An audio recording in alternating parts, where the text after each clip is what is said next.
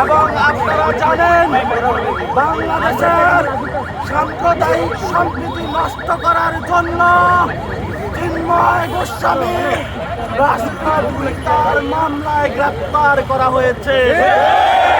আমরা এই প্রসঙ্গে বলতে চাই, আমাদের বাইকে যারা খুন করেছে, আমাদের বাইকে যারা চিটংয়ে নির্যাতন করেছে, বাংলাদেশের আপামর জনতাকে দিল্লির এই খুনের বিরুদ্ধে জেগে ওঠার আহ্বান জানাচ্ছি।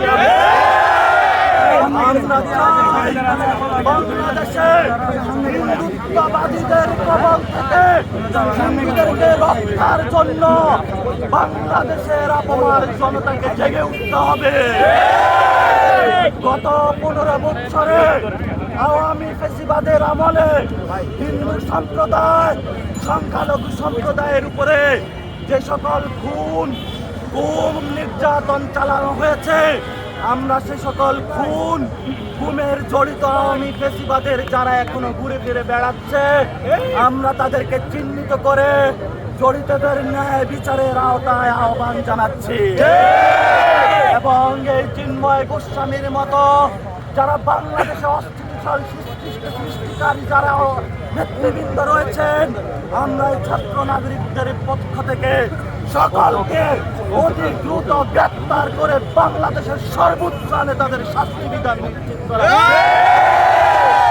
আমরা আরো চাচ্ছি হিন্দু মুসলমান এই বাংলাদেশে ভাই ভাই যারা দিল্লি মসনদে বসে বাংলাদেশের এই অস্থিতিশীল সৃষ্টি করতে চাচ্ছে, আমরা তীব্র বিরোধিতা করছি। এবং আমাদের যারা হিন্দু ভাই রয়েছে, সংখ্যালঘু ভাই রয়েছে, তাদেরকে আপনারা সকলে বাংলার যারা নাগরিক রয়েছেন তাদেরকে নিরাপত্তা নিশ্চিত করুন।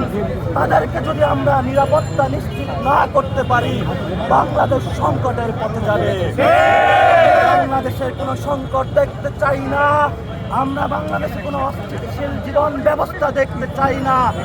নেক্সট ফার্দার যদি কোনো গণঅভ্যুত্থানের এই শক্তির উপরে আঘাত আসে, আমরা ছাত্র নাগরিকরা বাংলাদেশে আবার 5 আগস্টের মতন দুর্বার আন্দোলন, এর মধ্য দিয়ে আমরা এখন বিসি চত্বরে একটি মিছিল করে আবারই রাজু ভাস্কর্যে এসে আমাদের প্রোগ্রাম শেষ করব।